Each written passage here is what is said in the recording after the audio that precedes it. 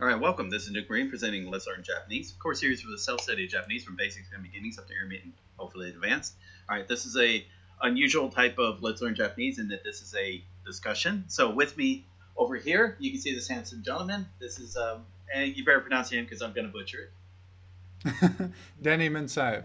All right, and Denny, can you tell me why are we interviewing? Like, introduce yourself and explain why we're interviewing. Well, I am a Japanese learner. I've been studying Japanese for close to 5 years. I was about to say 5 months, close to 5 years. And yeah, I've studied like 99% by myself. And even though I went to university, both in Russia and now in the UK, and soon to be in Japan for my year abroad, and my major is Japanese studies, I don't really do my homework, and I just kind of study in my own way, at my own pace. Right. And yeah, I don't really like the academic approach to studying foreign languages because I don't really think that it's particularly effective. But yeah, I study Japanese. Recently, I've been immersing more and more, and I remember when I was still learning English and like improving my English, I would just watch a lot of stuff in English and talk to English speakers when playing video games. And yeah, I just kind of use the language a lot.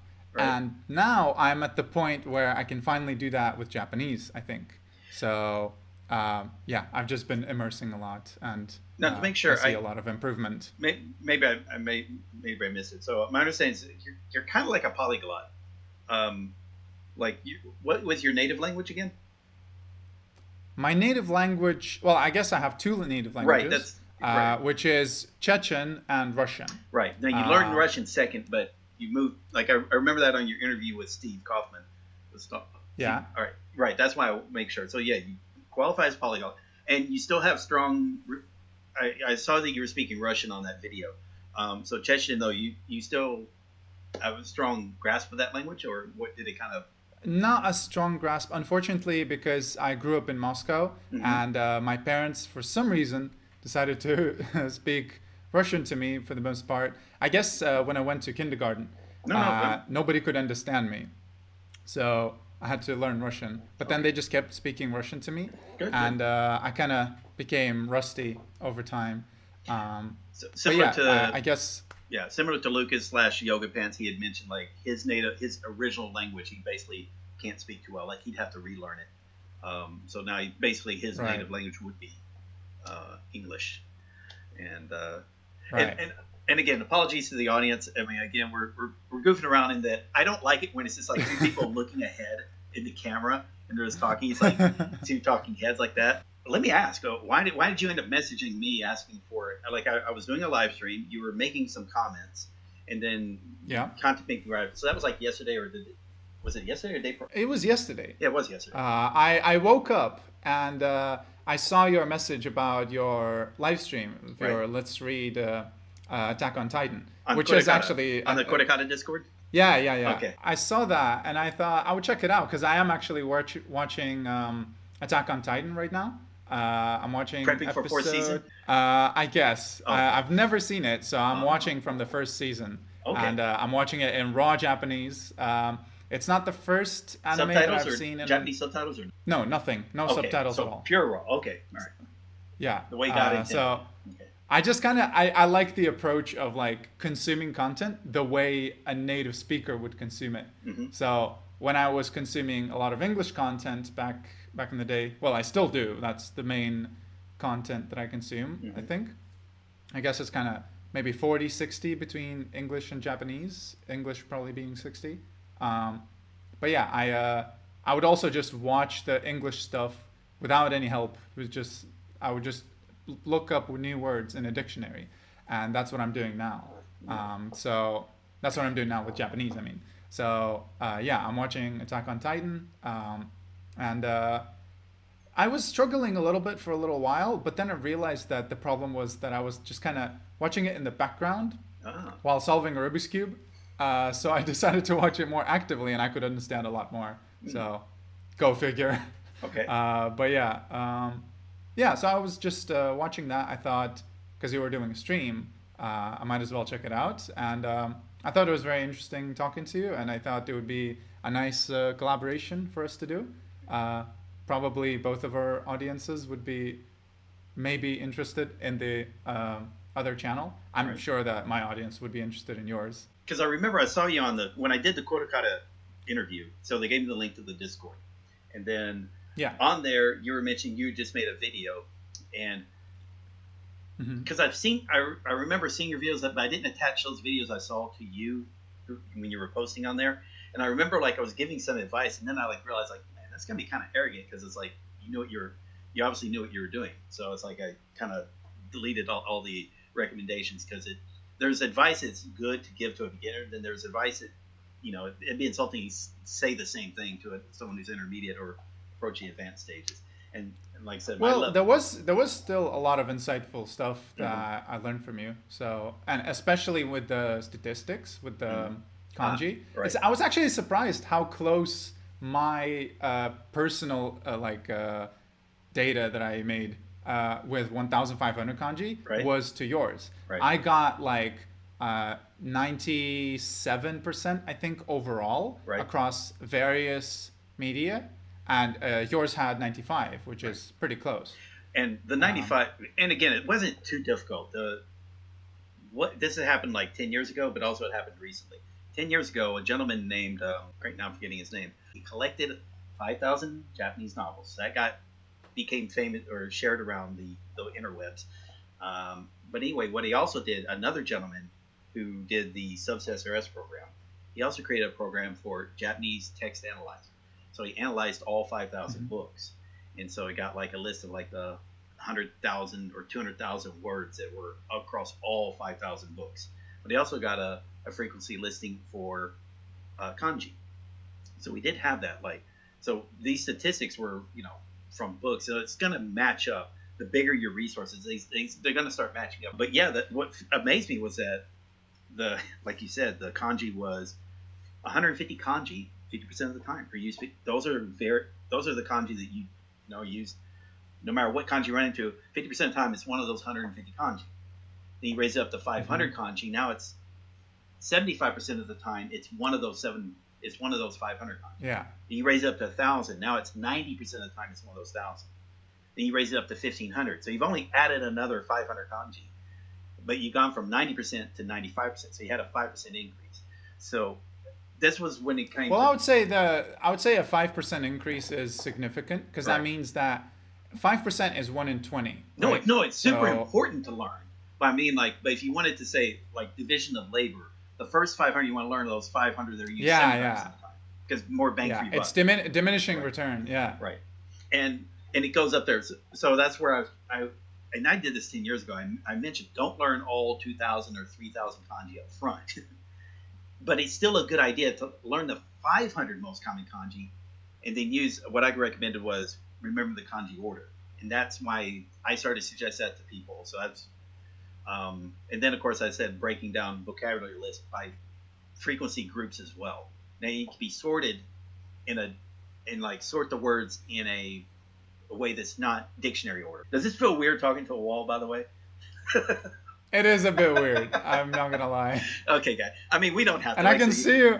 I can see you in my peripheral vision as well. So I wanted to ask you because I saw that, and you're learning so much because you've got an advantage over me. I've just learned Japanese, and I'm not that good in Japanese. My reading is stronger. I'm not that good either. My reading is stronger than my speaking by a large margin, but my reading's not that good.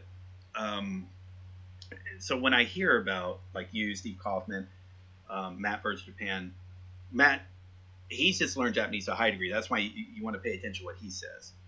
Yoga, Lucas, he's learned a number of languages. He's quite well. Plus, he's good at programming, and that helps out the learning community. The programmers who want to use their programming magic for getting people to learn languages in a better way. Those are the very important. But also gentlemen like you and Steve Kaufman who have learned multiple languages, and you know what are the mistakes people make and what actually could be useful for a beginning person that pays off that you don't notice till maybe your second or third language, non-native language. Does that make sense?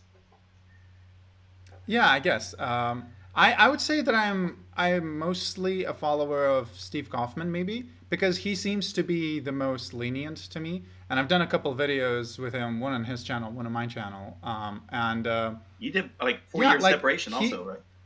Because you had a video from what? 4 years ago interview, right? Yeah, And yeah, then you I had to had back redid it like then. 8 months ago. Yeah. Yeah, back then I had been studying Japanese for 4 months, and in the new video it was 4 years.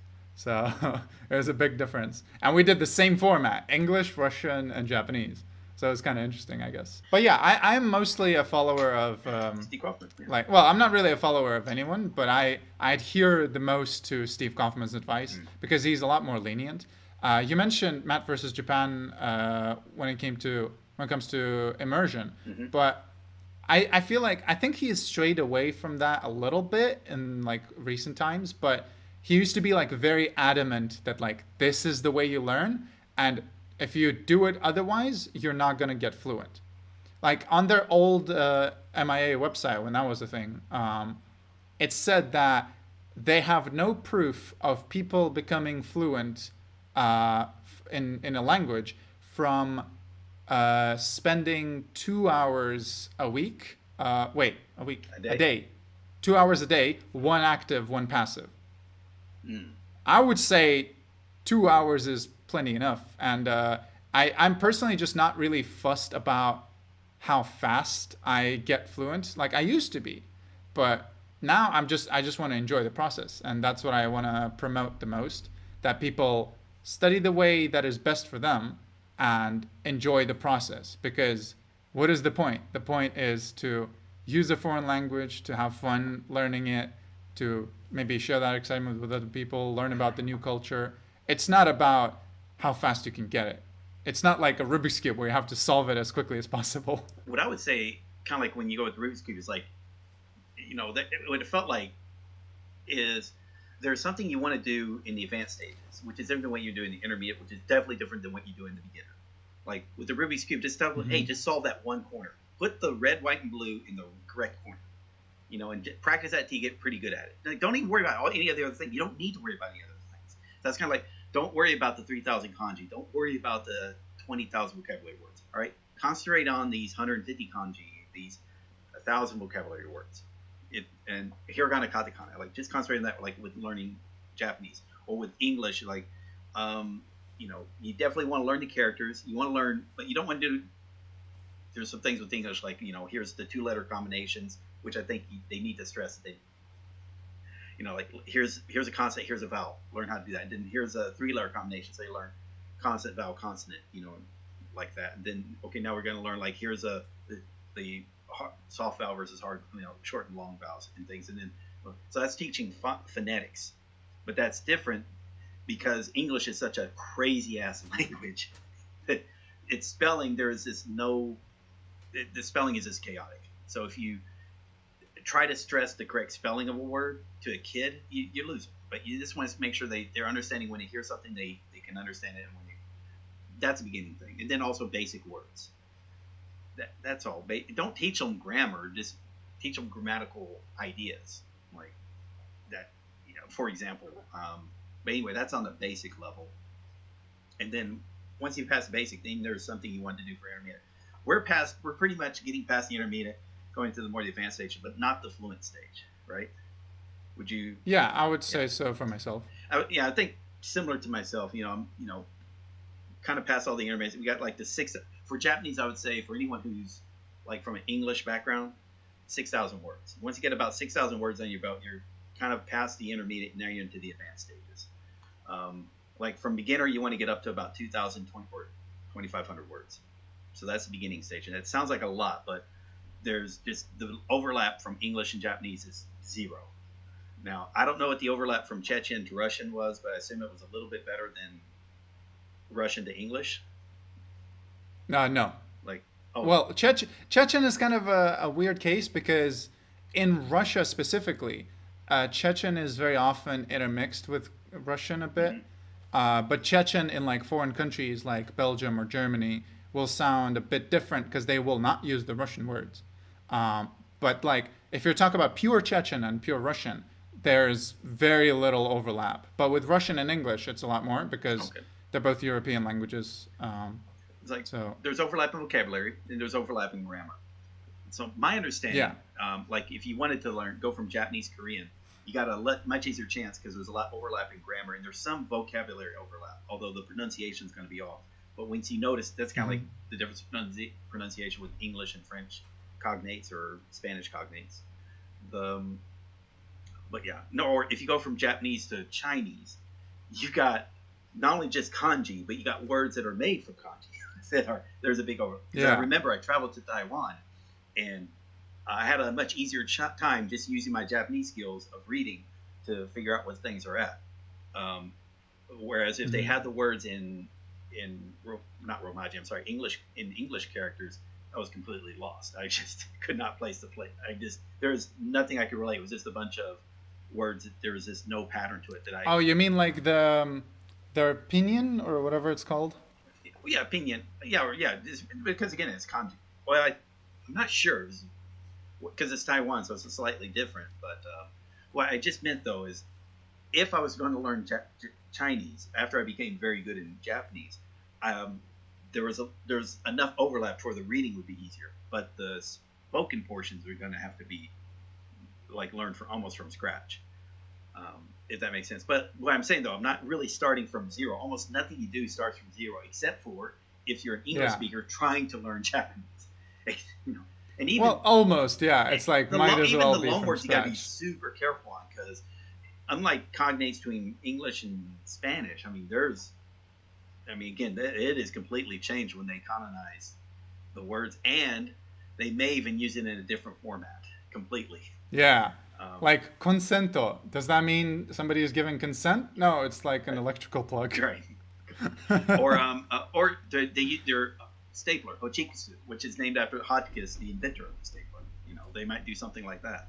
Right. And so even then, that's not a guarantee. But there is overlap, but very little. You might as well say there isn't any. So that's when you literally are Japanese is from zero, unless you're like Korean or Chinese as a native speaker. Because now you got. Right. But even then, that's just they're still gonna have to put in a lot of work. And so I do think like at the beginning stages, I don't think that immersion is really important because one, most of your immersion isn't going to be comprehensible, and non-comprehensible immersion isn't too useful. Yeah. I think. Well, I think the point that the followers of immersion make Mm-hmm. is that you learn to tell apart the sounds Right. of the language because like compare the way you are hearing Japanese now to before you started learning it. Yeah, you can Before parse it it. was just a jumbled mess. It was like gibberish. Mm-hmm. Somebody might as well be speaking in tongues. But now you can pick apart the words. Right. So And so a lot of the time, even if you don't know the word, you can still tell. Oh, I think they said maybe shoku or something, but I don't know what it means. and then you learn like so and so or cool like the stretching it out and that's super important. Yeah, And then later on, you realize they hit you in the back of the head with, oh, by the way, there's this whole thing called pitch accents or intonation, and that, oh wow, okay, that'll trip people up. But I think from what I'm seeing is like you want that basic stage because you can actually cover it so quickly, like in 200 study hours from zero, where you're just getting the vocabulary, kanji, reading ability, just at that basic level. And at that time, you could still be doing the listening, but comprehensible listening would be from your study resources, as opposed to something like a TV show, because again, you comprehend so little of the language at that. But once you hit but I'm just meaning that's at that very small part called the basic stage, which is 200 study hours, and then worry about the immersion is going to become much more important. That from what I'm feeling, but even then the immersion it's basically a trade-off where now you're trading study hours with immersion hours, and even immersion that what I say I give my description, so it's a little different than what you're used to. I say there's background immersion like you're used to. That means it's just playing all the time. That makes sense, right? Yeah. Then there's what I Well, call I do both. no, I'm saying like that's my description of background. So it's just Japanese is playing.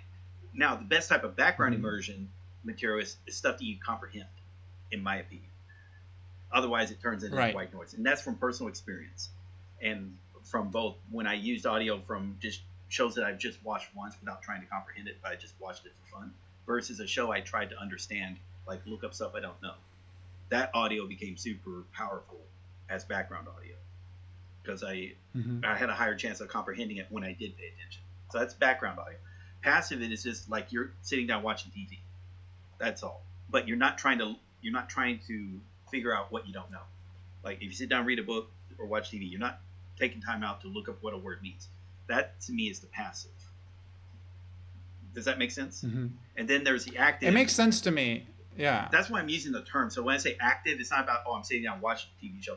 I'm sitting down watching TV. If I see something I don't know, I want to find out what it means. So I'm not trying to be lost in the story. Yeah. So I do kind of something in between where I used to like really fuss about everything and look up everything that I didn't know. But as you can imagine, that became really frustrating and just discouraged me from consuming content. Yeah, I think so now I just like I let it play, and if I hear words that sound important to me, I look them up. Okay. Now what's different is I never did that. I freaking hate like I'm watching a TV show. I'm not pausing it at all. I never do. I'm just watching. I'll have the subtitles in Japanese subtitles, so that's how I'm making it more comprehensible than normal if there's subtitles.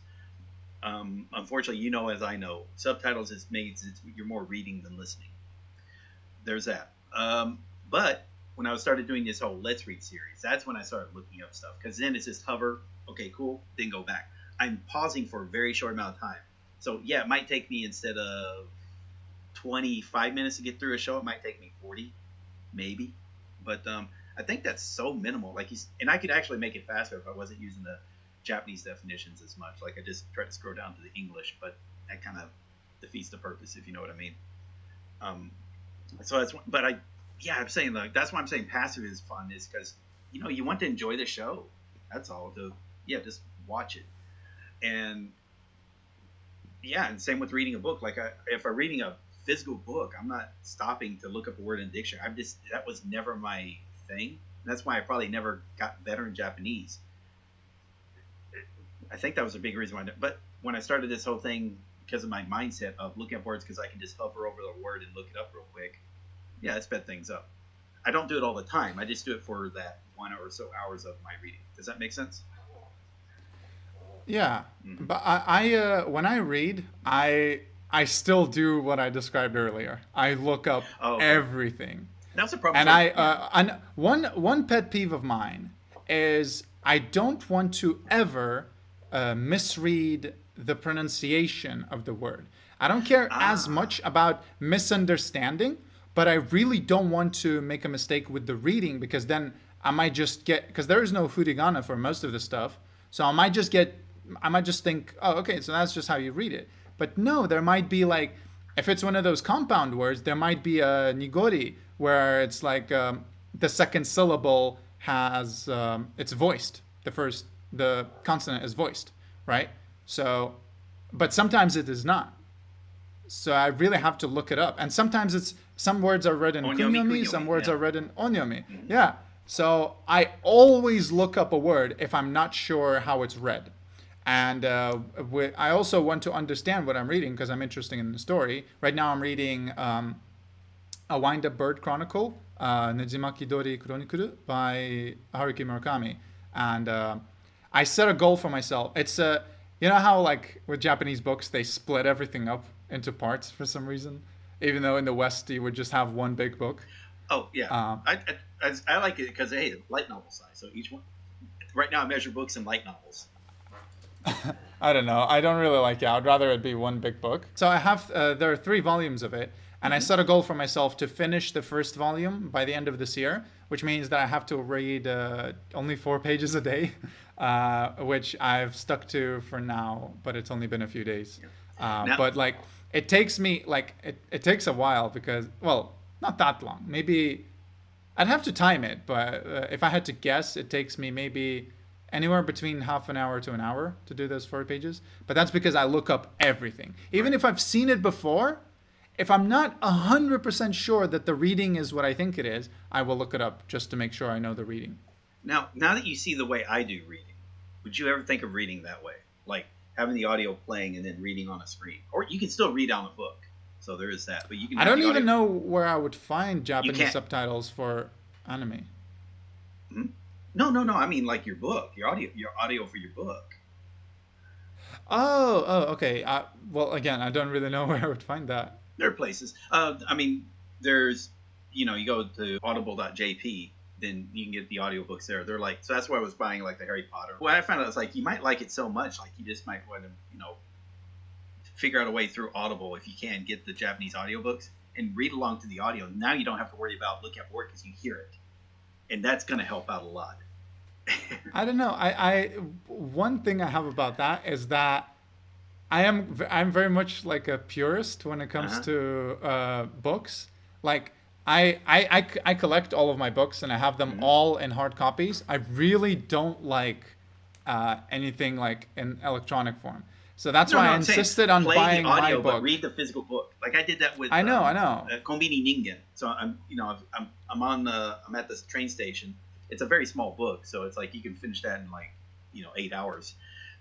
But I'm listening to the audio and reading the book because I'd listen to the audio with my wife without it because we were eating dinner. So because I purchased it that night, and she was having a blast listening to it because she's like, "Oh my god, that's so funny!" But I'm missing the jokes.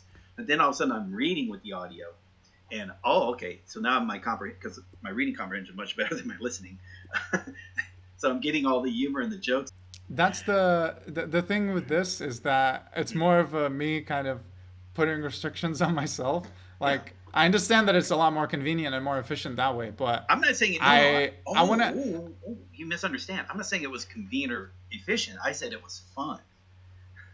I had fun. But I like it. I like doing it my way too. Like it's very fun for me, and I like the idea of, as I mentioned before, I like the idea of consuming the content in a certain language the way that natives would consume it themselves. Well, natives consume it that way. You as a child. Now I'm saying this as a child. I remember. Have you ever heard "Follow the Bouncing Ball"? What is that in reference to? Where you have like lyrics for a song and there's a ball going over the lyrics. There you go. But you get it. You remember as a kid reading the words as the song played. Do you remember that? That was a native thing. Hearing the song in the I did not language, do that, but I'm also I'm not a kid now. Growing up as a native English speaker, that's how I consume. Now I remember hearing the book play and reading the storybook, or reading the book as my teacher read it to me in class. That was something natives consume books in that way. If you wanted to use the argument, you wanted to consume media as natives consume it, remember, natives consume it that way. Some people, now you don't have to do it all the time. I'm just saying though, if you're going to put a self-imposed restriction, just remember that restriction you have allows for listening to native audio while you read along. Yeah, but I mean I don't think people my age in Japan would listen to an audiobook of a book and then read it at the same time. But people your age in Japan are fluent in Japanese. That's why they don't need to. Yeah, I know. So I want to get fluent as well. Right. So I'm going to do what they do. And they have to. They got fluent as well. They were lit. Remember, they read along while their teacher read the book to them in preschool. That's a good point, I guess. No, and so I'm saying but again, you've learned multiple languages, so you have a better argument knowing what works or doesn't work. Yeah. But you were saying though there's been a good overlap in English and Japanese, or English and Russian, as opposed to maybe Russian or English to Japanese. So I mean, I'll leave it up to you. But if you said one of the things slowing down reading a book is like you're really afraid about the pronunciation. Well, the benefit here is by hearing it, then you're not subvocalizing in your head. You are hearing how it should be pronounced. And again, you can't do this with everything. It's kind of a fun thing. I would recommend give it a shot. Mm-hmm. And if it's fun, who the fuck cares? If you find out it's not fun, then yeah, definitely don't do it. That's the biggest thing. Because what, like I said, I don't like anime too much. So if your argument is like, oh, but you gotta watch anime, then I would understand there would be a fight there. Or if it's I don't like TV, I don't like movies, I like reading books, and I can definitely appreciate that. And then it's like, cool, well, Japanese has a lot of books, so that should be an excuse to not consume Japanese in that way. And then there's this extra thing I said is like, you don't want to read books on a screen, right? Mm-hmm. That you don't want to do. So there, okay, cool. Physical books, but in the audio can be through Audible if you can get access to it. If it's a cost thing, well, there's ways around that. But yeah, yeah. Careful about the self-imposed restrictions, especially I'm saying like you're moving from the intermediate to the advanced stages, and I think everyone who's at an advanced level, they've read a shitload of. Yeah, I know. Matt has probably, and what I thought to do is here's why I'm bringing it. Let's say about what I call our light novel units. So if you took the subtitle, like I did with Attack on Titan, so I'm reading. That's reading. Okay, so I'm reading the subtitles, but it's as a text, and I'm listening to it, and then I look up stuff I don't know. Now you saw what I was doing. Did you have fun watching that, or did it seem kind of interesting, or did it seem fun? The way you were consuming the content. Right. I don't know. I don't think it's for me personally. Somebody said in the comments, why am I like fighting everything you say? I'm not like fighting. It's just like I think everyone has their own. Might be talking about me. Everyone has their own way, right? Everyone has their own way of studying that's good for them. And for me personally, it's like so satisfying when I'm reading something, and like a lot of it will just be a breeze, especially when there's dialogues. I'm just going through it very quickly, and it's really easy. But then I'll get to a point where Murakami starts describing everything in deep detail, right? So I'm like, okay, here we go again. And then it's so satisfying when I finally get through it and like I understand. And sometimes, as you said, like if there's a joke, I get a laugh as well, because when you get a joke in a foreign language, it's kind of amplified, the humor of it, because you not only understood the joke, but you also understood the language. Some things I think can help you out. If you can, find books to read that have a movie or a TV show or an anime.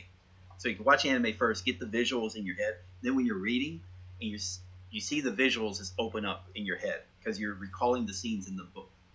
So that was like a good way to do that with is Kimi no Nawa, because that's a novelization. Is about 250 pages. And you mean really the manga because of it? Most of the movie. Okay, you can do the manga, but I mean there's a book for it. Okay. So the book is better because again it's describing the scenes. So a lot of the movie is visuals. So now you're seeing the visuals being laid out. That's one way you can do it. So now when you're reading the non-dialogue parts, you're having the scenes painted for you with words, which is kind of what you want. And I noticed this also when I was reading Harry Potter and like the Chamber of Secrets, and he's with the fight with the serpent. I'm seeing the scenes just coming to my mind's eye. I'm not remembering the movie because I hadn't seen the movie for like a long last time. But I knew enough to where the scene is being painted for you, where I have more fun with action scenes being described. I haven't read Murakami, so it might be a different experience. But I just mean of the books that I've read, that helps. So that's one other thing you can do to help speed things along. That actually sounds very interesting to me. And I have done that one time. I have a collection of the Orange manga behind me. That's the name of it, Orange. It's only 6 volumes. And I read the manga first.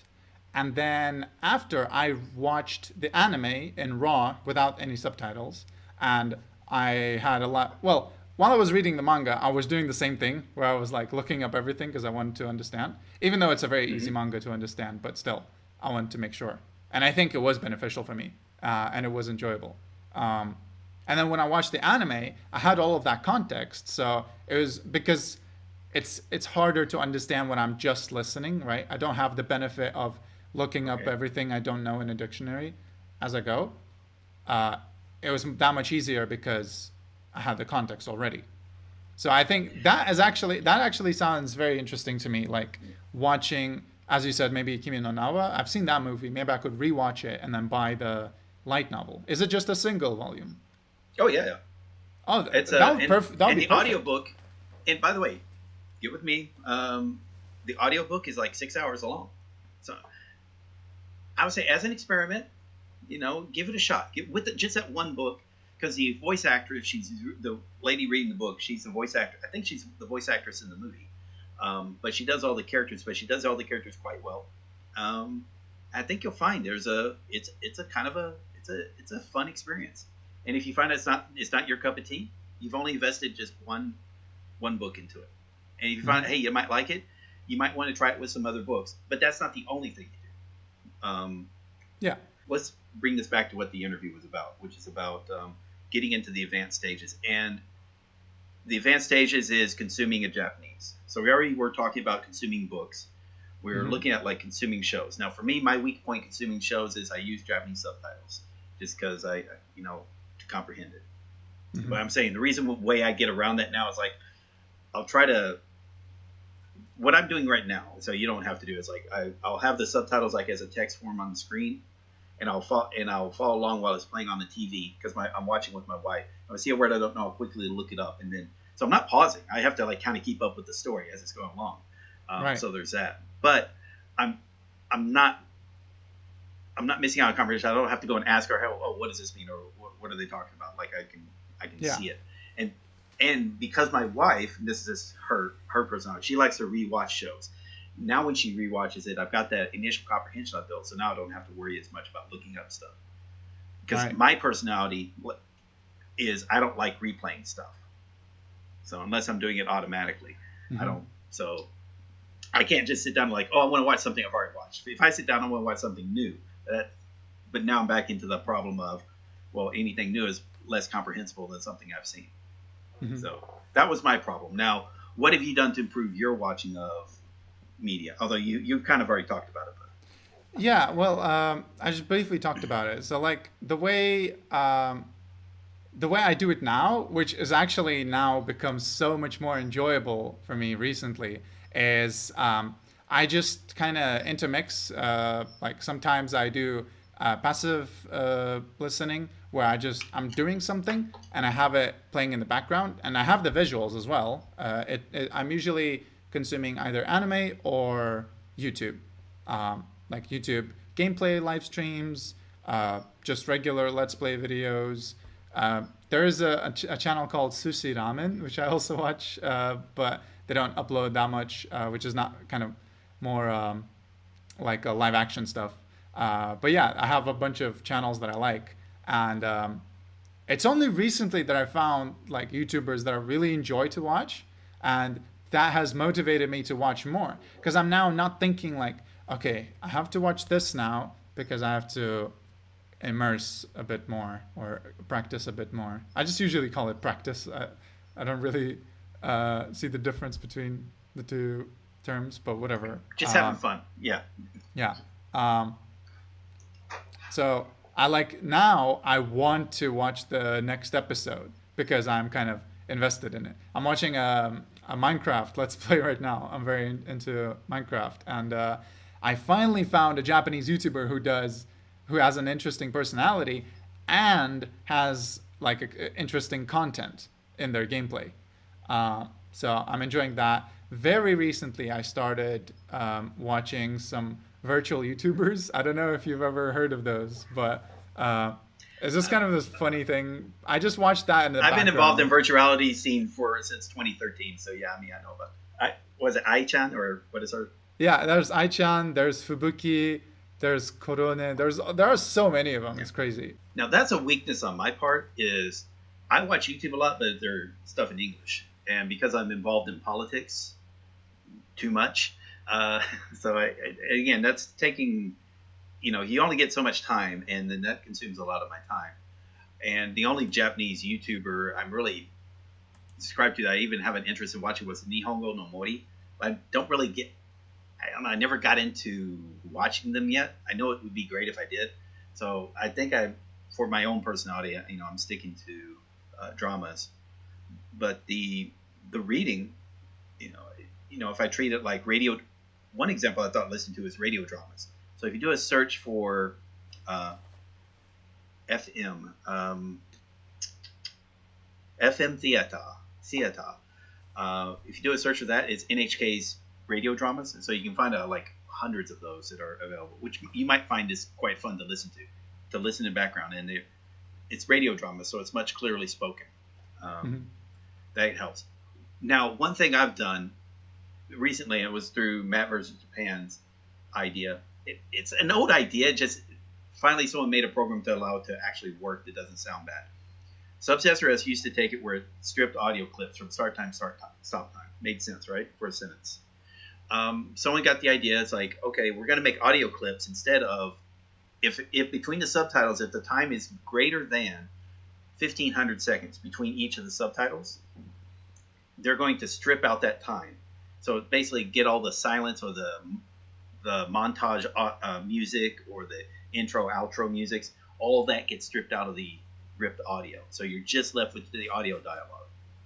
So it turns something like a 50-minute drama down to a 30-minute audio clip. Make sense? And so now it makes a lot of sense to me, and I can totally see how that would be efficient. But that seems so unenjoyable to me personally. No. So here's what I've done. Like, because again, I don't have a problem reading to audio. So like I've done like an old show I've done a Let's Read on, like Zetai Karashi, and also Hanayori. Right now I'm going through Hanayori Dengo. And so I'll play the audio and I'll read it. And then the next day, because I want to practice my pronunciation, that audio, by the way, I've gotten playing on loop. And the next day I'll actually mirror the audio. So that's so I'm recording myself mirroring the audio. So now I can have some type of reference, like, am I improving or not? Am I speaking?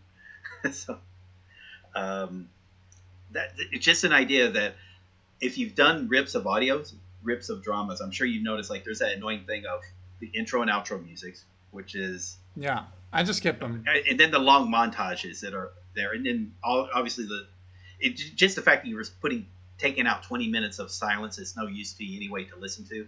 It just all of a sudden you're just hearing dialogue, which is really what you want to pay attention to when especially if you're just listening to stuff in background. The program name, I've got it saved on the Discord. Subs to CIA. Compressed immersion audio. Subs to CIA. Subs to the number 2 CIA. Compressed immersion audio. Make sense? Okay. Yeah. So thanks to the guy, whoever was the guy that I want to donate to him. It's like I mentioned this before. Like the guy who did reviewing the kanji website. Petri. I'm fucking drawing a blank on all these guys' names. I feel so bad. Fabrice. I remember I've donated, I think, like $1,000 or so to him. Like I've just got an open payment to his Patreon, but I was donating directly before his website shut down for the forums. The same with the gentleman who did Anki. I remember like donating to him for the longest time because, again, these are the guys that were helping the Japanese community. So it made sense, since I was in the military. I had a steady paycheck, to at least maybe offer a little bit of support to them in a way that I could do it, which was, again, money to transfer the time I spent for the military, then that can be transferred into money to them, if that made sense. So they helped the U.S. war effort. Thank you, guys. Okay. That's bad. But what, again, we're saying, like, tricks of the trade and we're just kind of experimenting on ourselves of how to get from this intermediate to the advanced stages.